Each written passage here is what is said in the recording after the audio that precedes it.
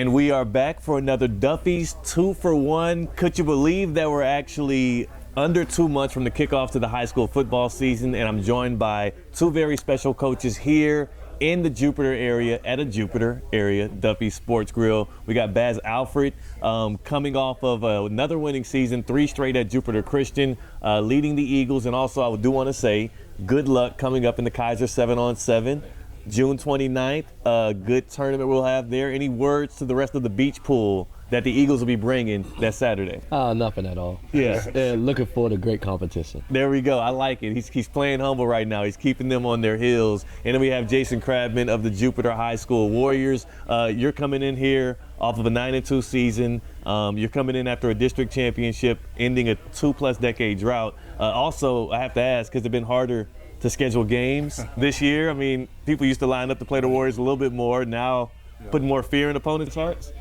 It was a little bit different this year, but it was exciting to try to, put some talented teams on the schedule for sure. Yeah. Smooth. Well, you two guys have your fingers on the pulse of everything in the Jupiter area for high school football. I want to start with this. Both of you are gifted some of parents' most cherished creations, right? They're giving you their sons to play for you, to train with you, for you to help them grow into young men. And I'll start with you, Coach Alfred. What do you feel like is your number one job and your number one responsibility as a high school football coach? I guess for me is continue. I haven't done this for 16 years. Is continue to model that what a young man should, I guess, model themselves, what they're going to become into the world. Like if they're going to be a husband someday, a father, is just be that model, the citizen for them. And just, we're at a Christian school, is being a believer first, and just having that every step of the way, just do that every single day. And when they leave the program, that they was coached up and they was brought up the right way, and that they're leaving the program in a way where they can become a amazing adult, a husband someday, a father with someone, and continue on in that path.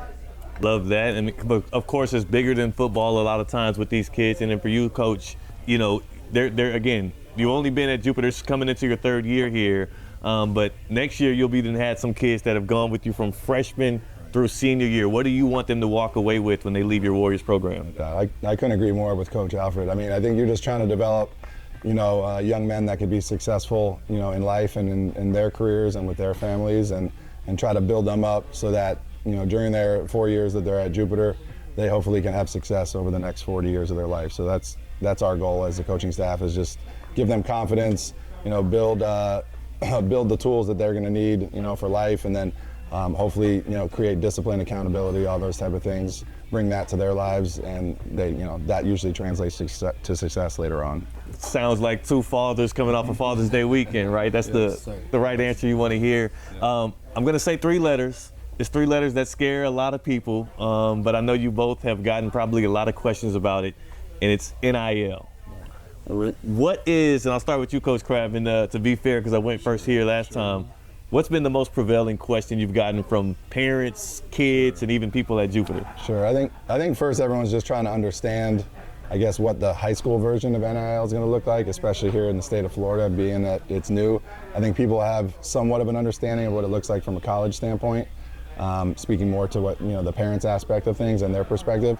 So I think once everyone kind of gets a grasp on what it actually looks like, I know there's some things that are already happening in certain parts of the country for high school NIL, and I'm sure it'll make its way down here.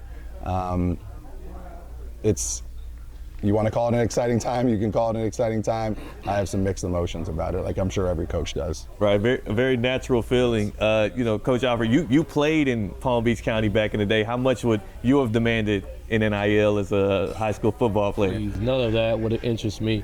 I don't think with NIL, I think only certain schools in the county is going to be impacted.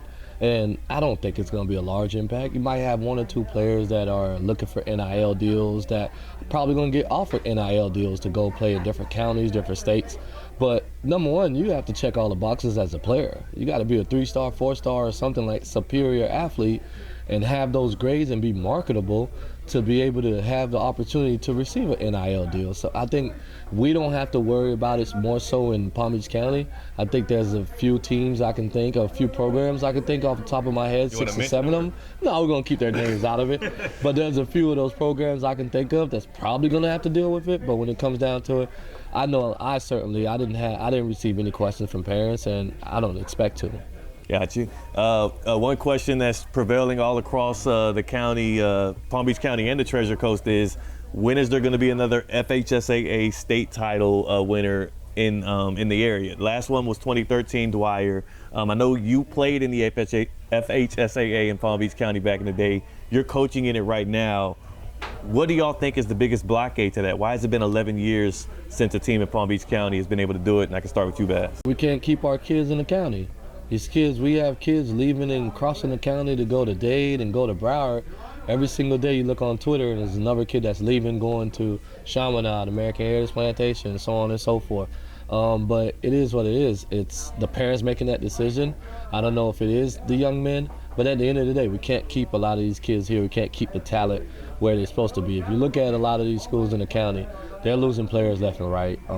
Again, I don't want to speak on it, but there's also teams within the county that these kids, if they were at the same school for the 4 years, they may have an opportunity to win a state title or go far into the playoffs, but they're leaving schools to go to another school in county, and that's not really helping the situation. So we're all sticking together and kind of just like as coaches and as a family, as a brotherhood, we're plucking away from each other.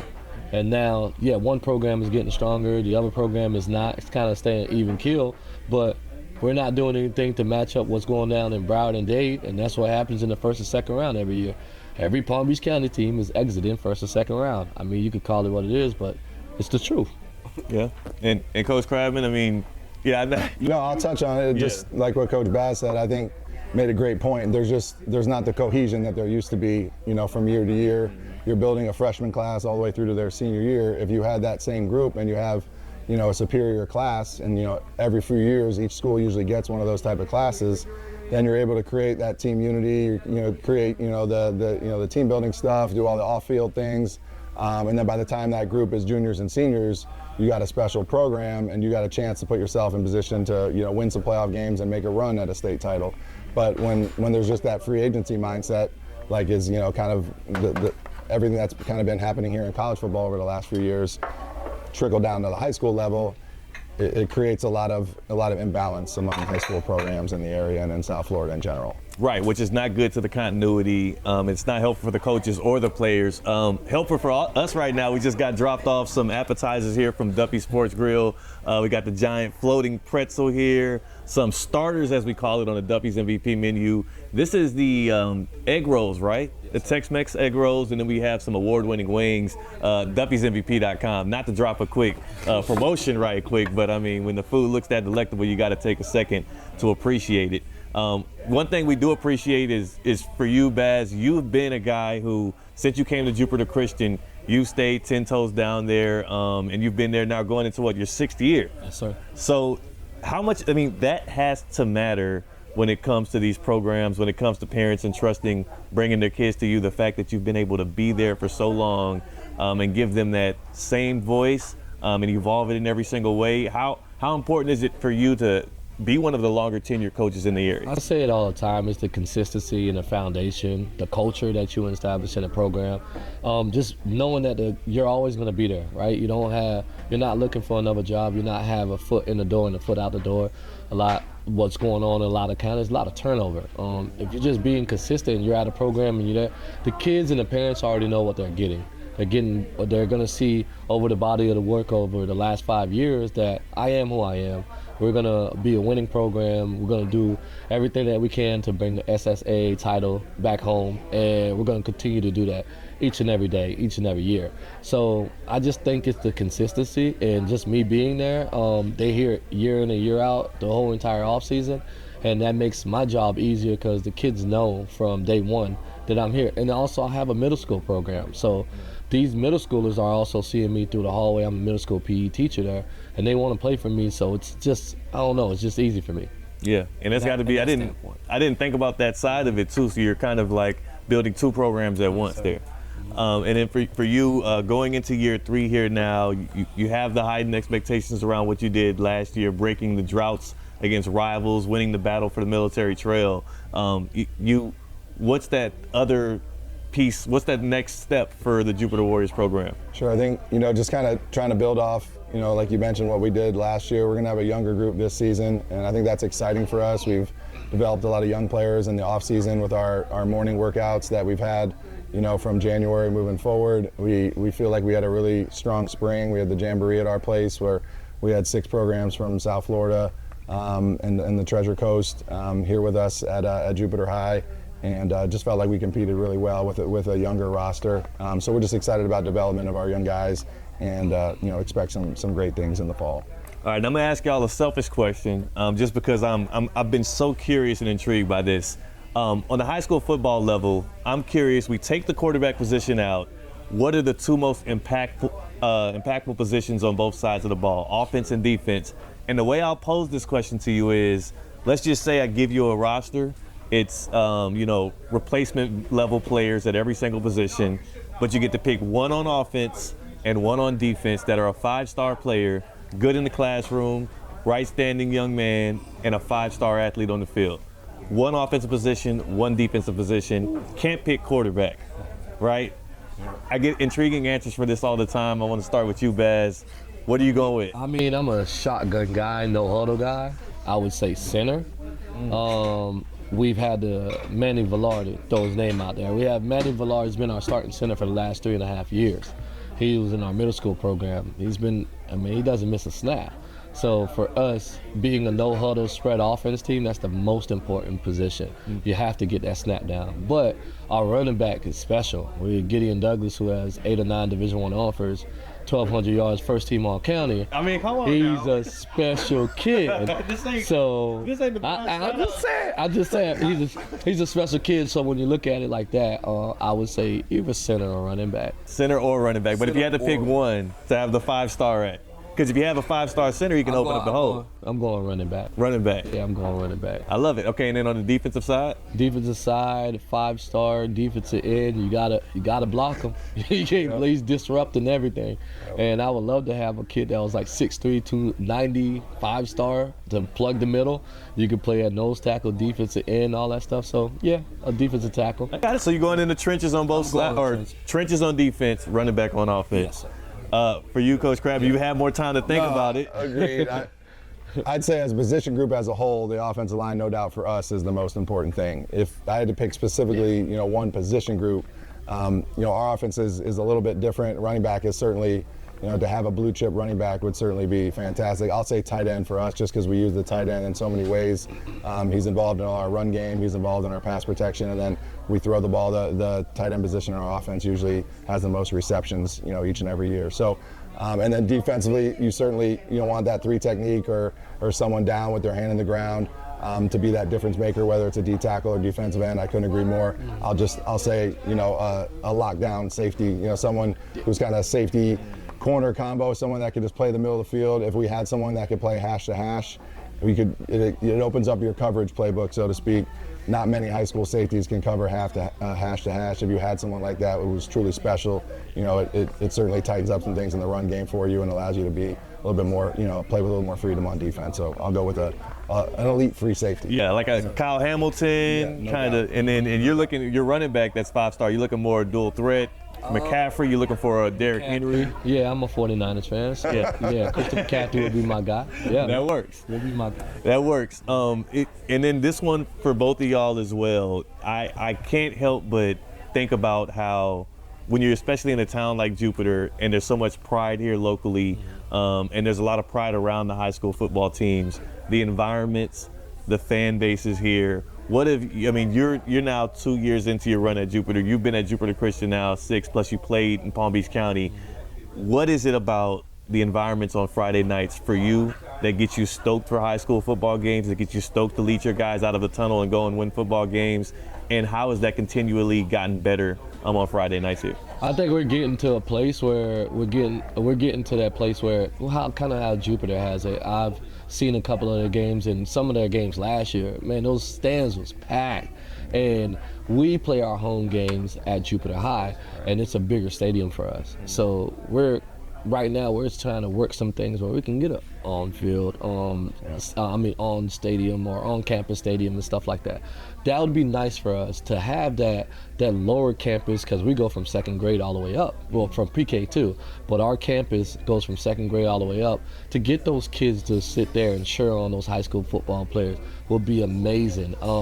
Right now, going to Jupiter High and playing our football games, it has been a great atmosphere, but having those big stands and stuff, we feel a nice little column, and it's great. It's a great atmosphere. It's awesome on Friday nights and on Thursday nights, but it's just something I look forward to something different about game days. And you guys know it's the atmosphere, all of the families, the grandparents that come out there, and all of their peers that come and support them. It's always nice. Yep. And I promise you we're going to get to these starters soon. But I did, again, you helped reinvigorate a fan base with the Warriors that, I had buddies. I remember sitting down at dinner with a couple buddies who used to play for Jupiter, and they were like, wait, what? We beat Dwyer this year? Like, they were literally compelled and almost confused at the resurgence that you had. How have you felt about the reaction to the Warriors fan base this year?